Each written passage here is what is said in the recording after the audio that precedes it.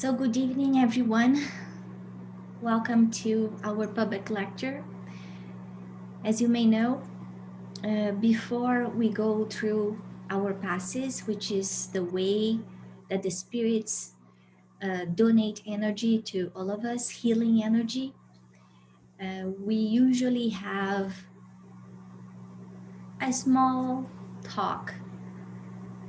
That's the way that we can connect with the spiritual realm, all the celestial beings that come here every week to help us.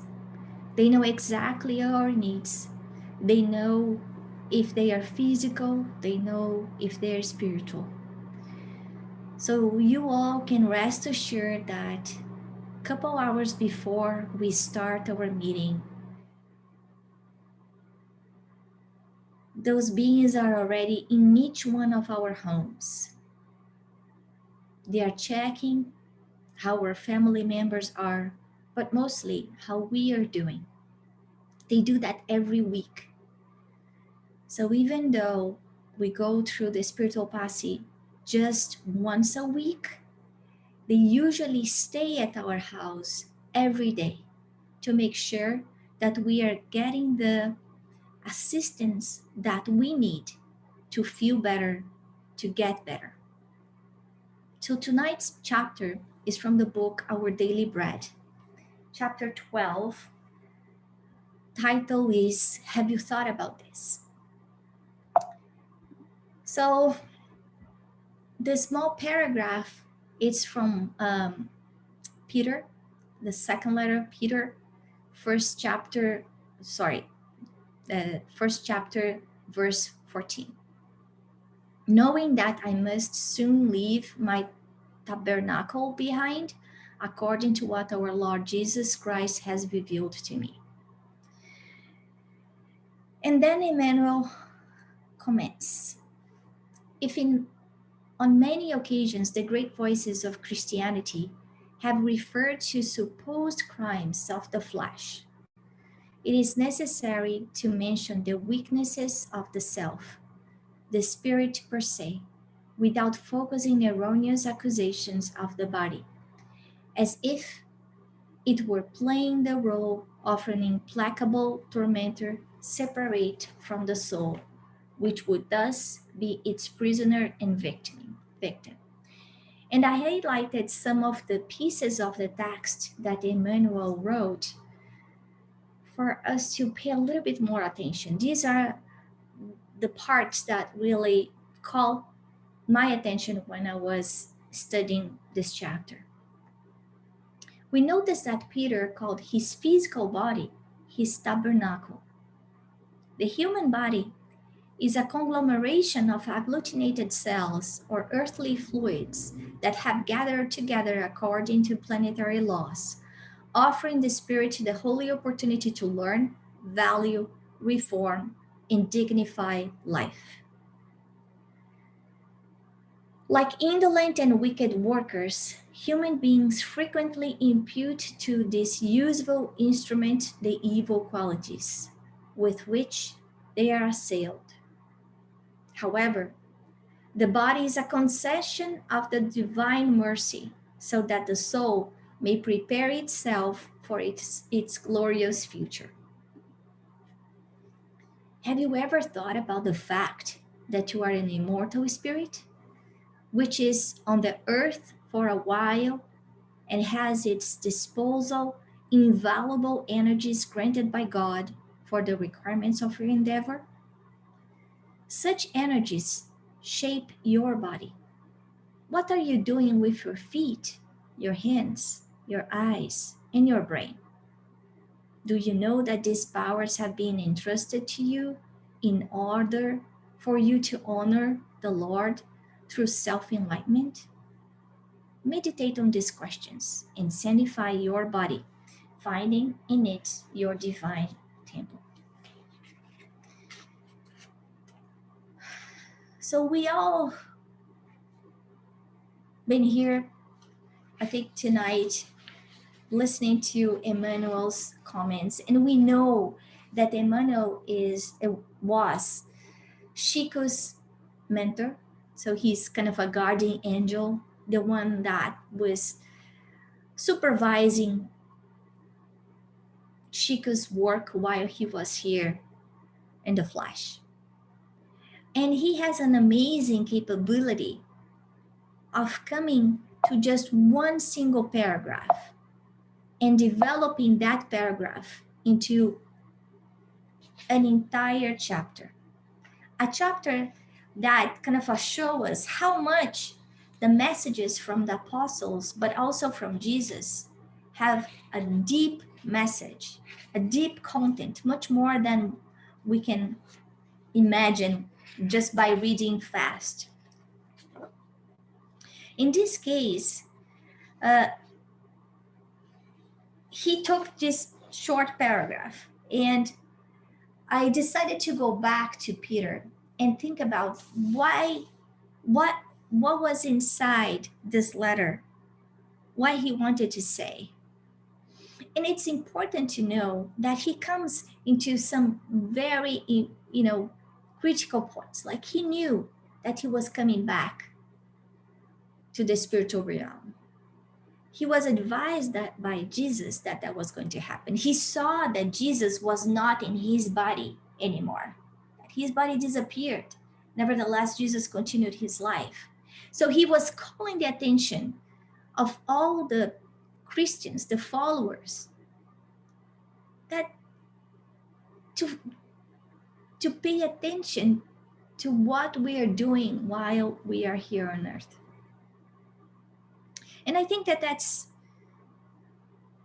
so important for us to think about it right now during COVID, that all of us have been put kind of in a corner of our homes to stop and think about our priorities, the way that we live our lives, the days, the hours, this treasure of time that all of us receive the same amount.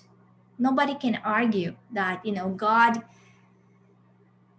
may have given different opportunities on this life for different of us. Some of us come with a perfect body, some of us don't. Some of us have a family, some of us don't. Some of us live in Brazil, some of us don't. Why? Why these differences? Well, there is a reason. The reason is what we need to learn. Nevertheless, there is one treasure, the biggest treasure of all, that all of us got the exactly same quantity. And that treasure is called time. And that's what Peter is calling our attention tonight. Asking this very deep question in terms of what are you doing with your hours? What are you doing with all your talents?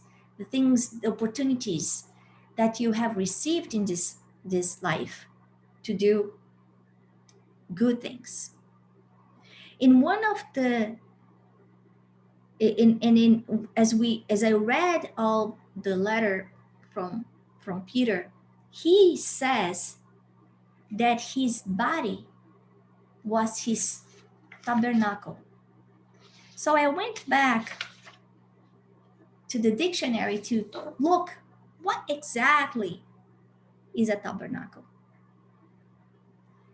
It's a small cabinet located on the altar in which consecrated blessed waffles were kept. So if you remember, when you go to Mass, if you came from a Catholic family, you would receive the blessings, the body of Christ, the blood of Christ, given by the priest. And the waffles and the wine were kept very, very sacred inside a cabinet called the tabernacle. And usually this tabernacle it's in the altar of the church, kind of a highlighting, kind of the center of the church. We can all see it. And it's treated with reverence, with care, because of what it symbolizes. Well, if it's guarding something as precious as the body, like the message of Christ, we know that it needs to be taken care of. So going back to Peter, he's comparing our bodies to this cabinet. Even though at that time they didn't describe as us spiritists today that each one of us have three bodies: the physical body when we are incarnated, the perispirit, which connects the physical body with the essence, the spirit, the energy, and the third body is the spiritual body, which is the spirit itself. He calls our attention 2000 years ago, saying that the body is just a cover, it's just a shell, it's just a protection. But there's something else that will live beyond matter. That is our spirit. This is so important because we spend our days, our times, our lives thinking about our work, our school. We worry about our kids, so they can go to the best schools. They can have the best teachers and they can practice this and play soccer or swim or run, or they exercise, they read, maybe they play some instruments, they do arts, forgetting that all those talents that they are acquiring may not be enough for them to be happy in the afterlife. How puzzling is that? How puzzling is that we spend a lot of money, a lot of time driving kids back and forth, and so little we think about what is really gonna rest inside of them when they go back to the real life, to the real world. That means with the death of the body. And that's the message that Peter was giving to us here. He's reminding us that here, this 50, 60, 70, 90, 100 years, they are a blessing for each one of us. And it's so hard to think about that in a moment that we may be unhappy, that we may be depressed, that we may be anxious. We know that this is such a particular moment in human history that we've been all been torn apart, having to reevaluate how we work, how we play, how we relate to each other, how we treat our partners, our kids, how we communicate. Basically put everything upside down. A microscopic virus was able to do something that no other man was able to do. So even if we're going to the toughest hour, the hardest moment in our life, facing a divorce, a difficult illness, a loss of someone we love, he's reminding us that life is a blessing. And it's hard. It's hard. How can I be suffering so much and you come here and tell me that life is a blessing? How can it be a blessing? How can suffering be a blessing? I asked that question many times, even though I've been studying Spiritism for years, because it's tough. It's not fun to suffer. It's not fun to be in pain. But then Peter tells us why. It's basically saying that the body is the instrument for the spirit to manifest himself in the flesh. And we will see why that's important. Because it's here in the flesh that we grow, that we learn. We have seen in other lectures that Earth can be seen as a big school that different people are in different grade levels, that we have to face different tests. So easy to think when we compare that with school, when we look at our kids that, even in the same grade, they may be learning different levels of math or English or something like that. So that's happening for us as well. But then he says, so you're here with this instrument, and how many times you accuse your hands, your feet, your mouth for our lack of control of our minds. He basically saying, why do you blame, you accuse your hands by doing something wrong, your mouth by hurting someone you love with really sour words.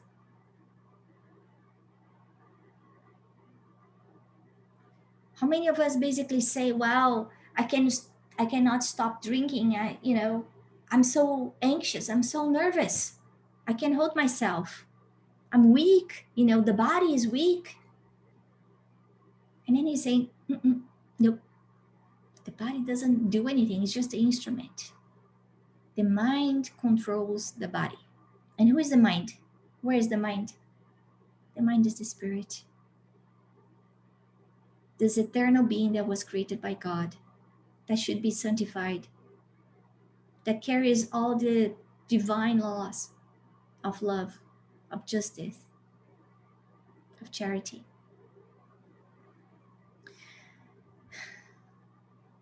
So every time I blame my body,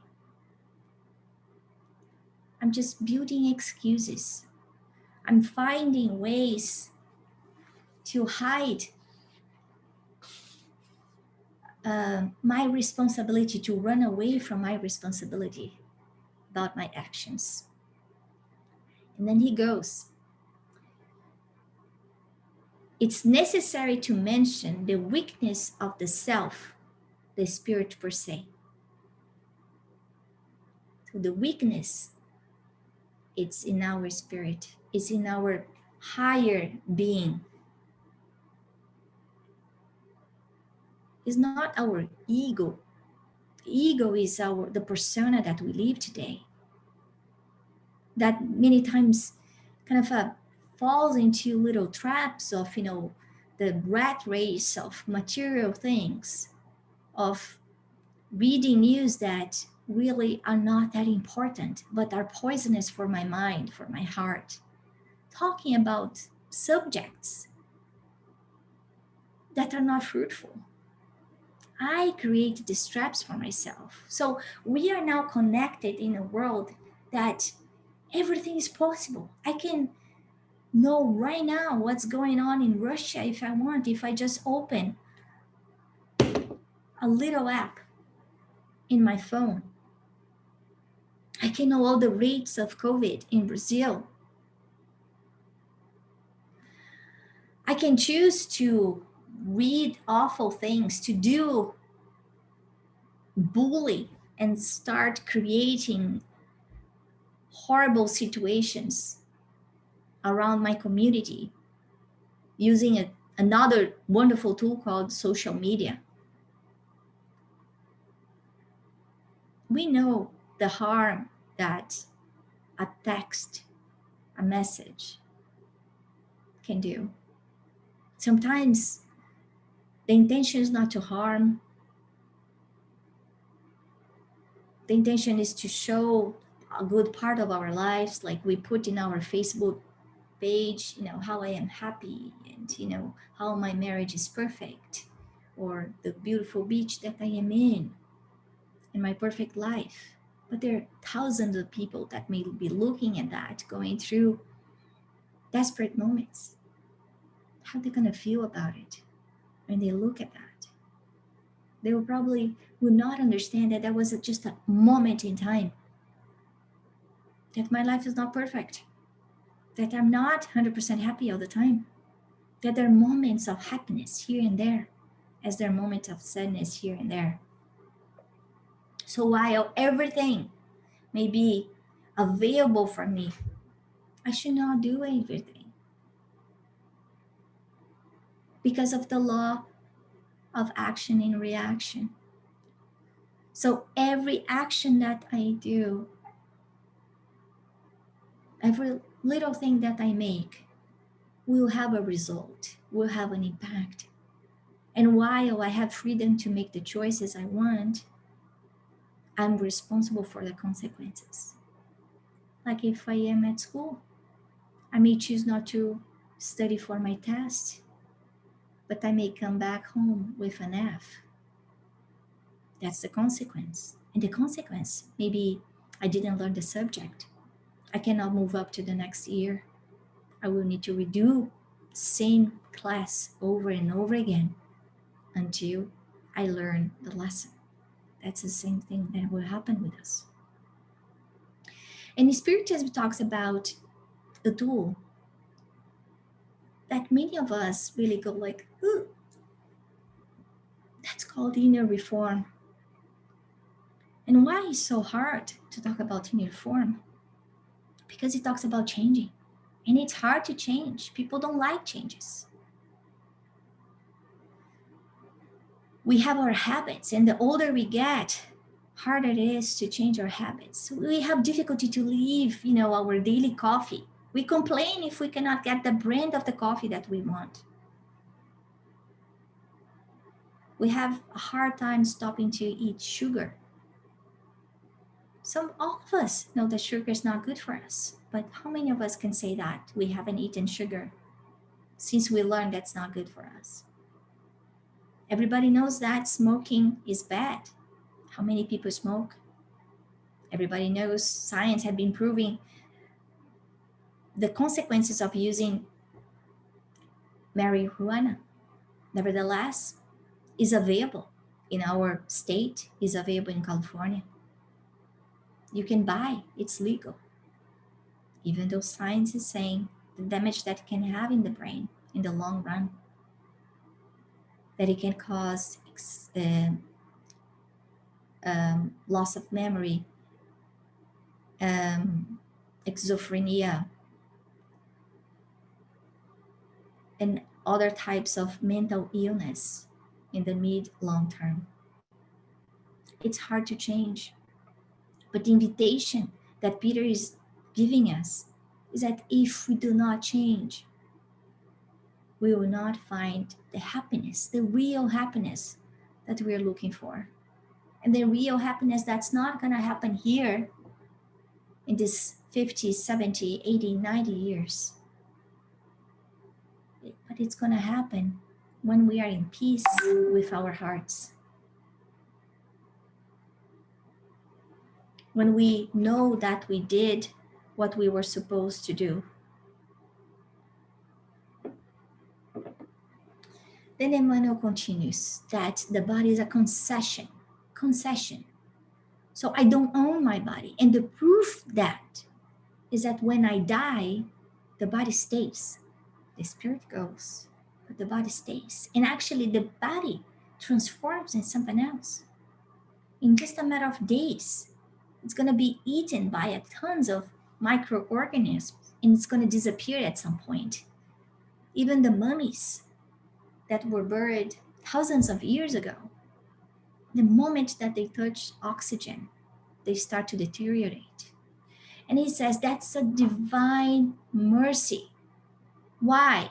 Because it's through the reincarnation that we can learn the rights, that we can become better people for this glorious future. This glorious future that's not here on earth, on the flesh.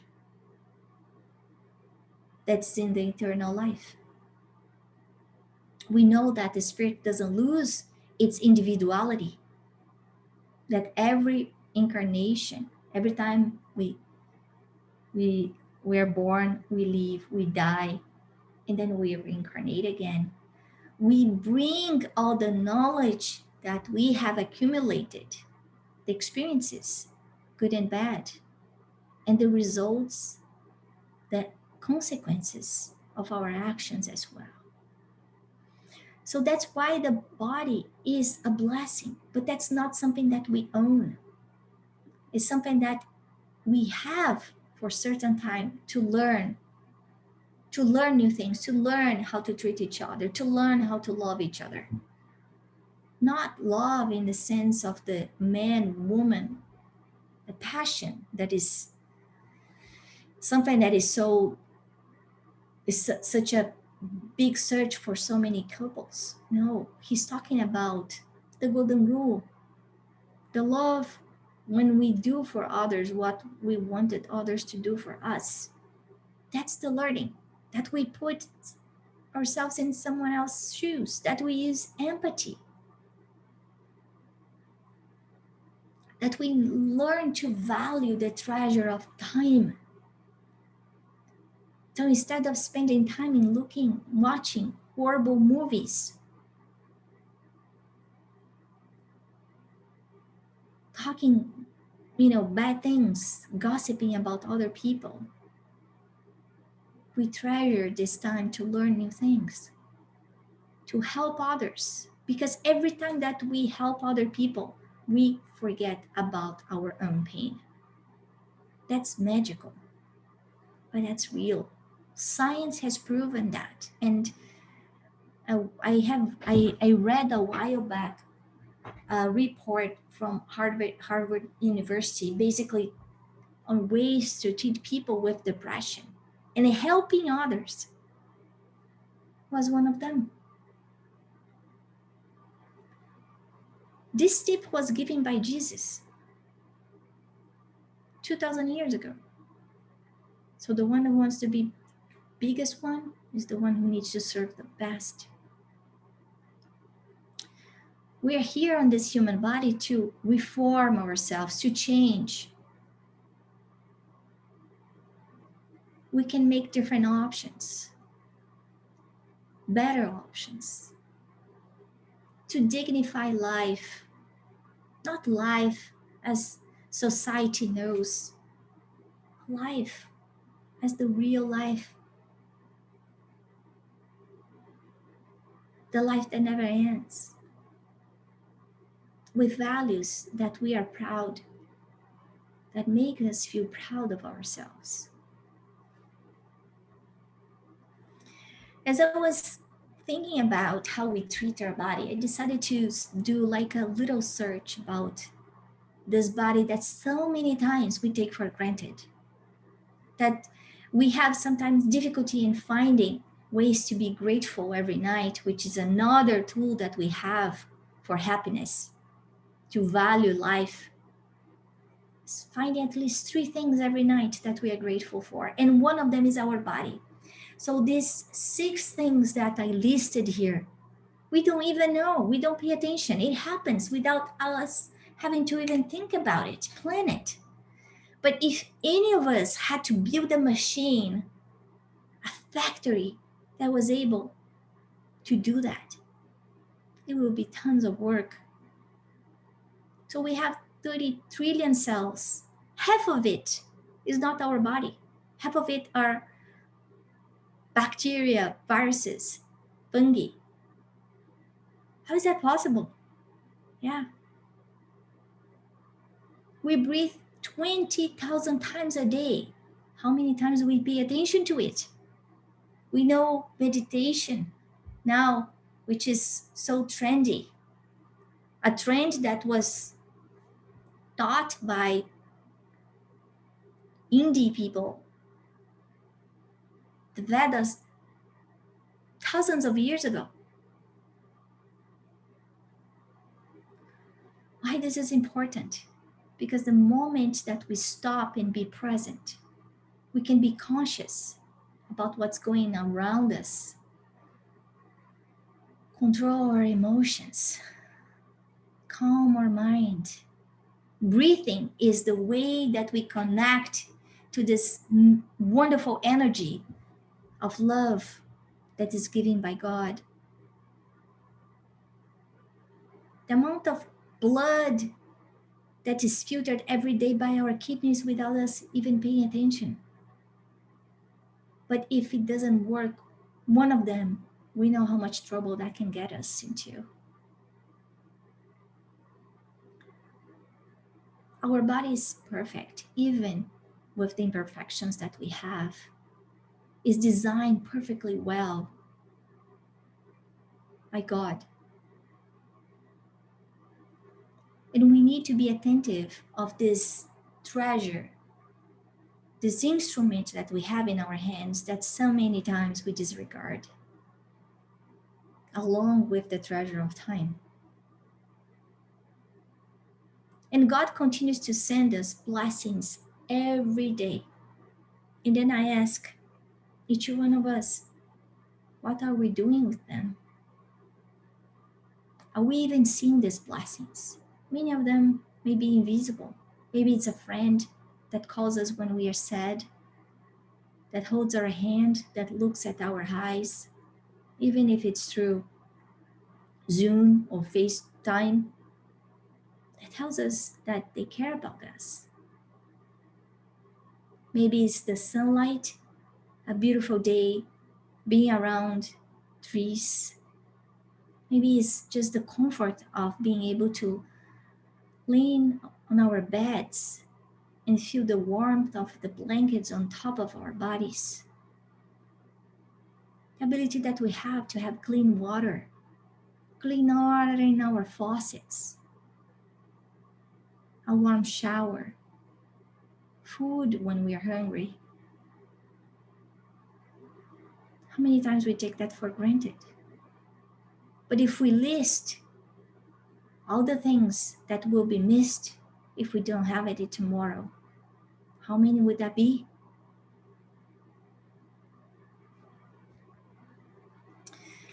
So, for a final reflection, I go back to the text, saying, what are you doing with your feet, your hands, your eyes, and your brain? And this is not me asking, it's Emmanuel asking.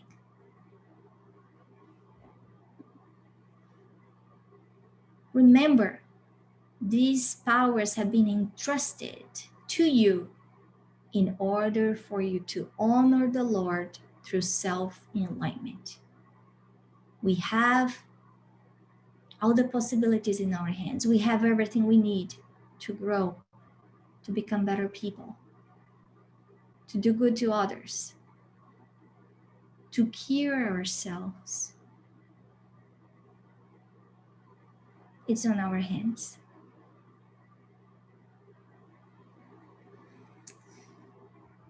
So now we will start with our virtual Passe.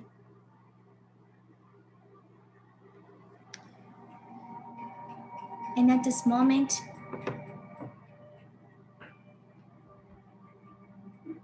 I invite each one of you to sit comfortably on your chair.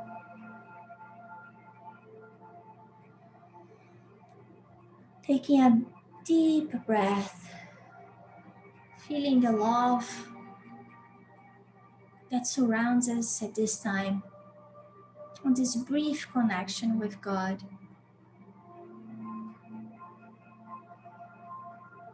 Thanking for all the blessings that we have received today.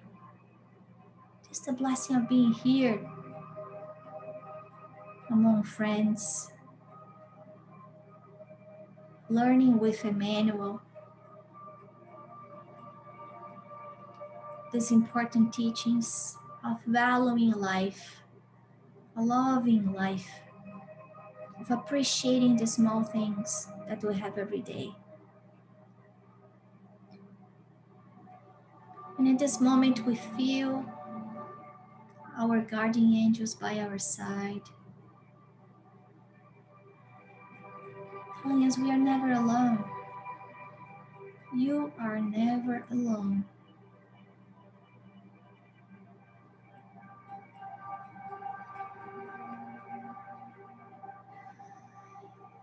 And then a beautiful white light just opens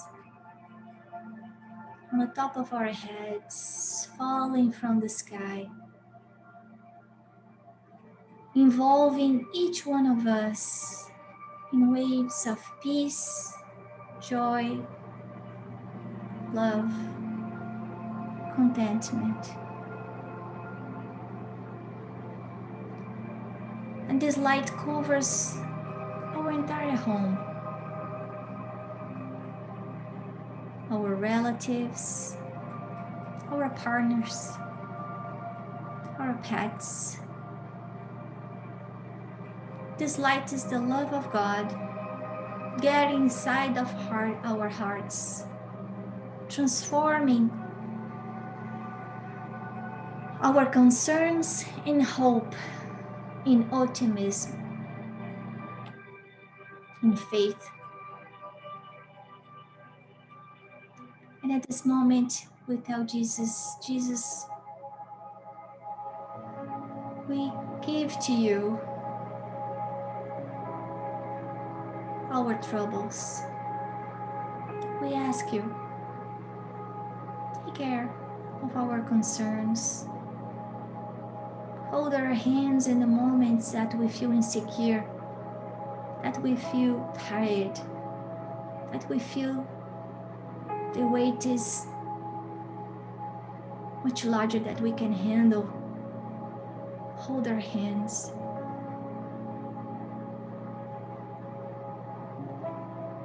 Give us your peace. So we can see the blessings around us, blossoming like flowers in our lives. Dear God, bless our homes, our families. Take care of each one of us according to our needs. Take care of our bodies, not only physical bodies, but mostly our minds, because we know that everything starts with our thoughts. Stay with us during the entire week, giving us the energy, the perseverance, the strength that we need to overcome all the challenges that we may face. Please bless our waters as you bless our homes. Take care of our community. Take care of our planet. Take care of all the spirits that are surrounded or listening to this prayer. May they be helped as we are being helped now. Thank you. Amen.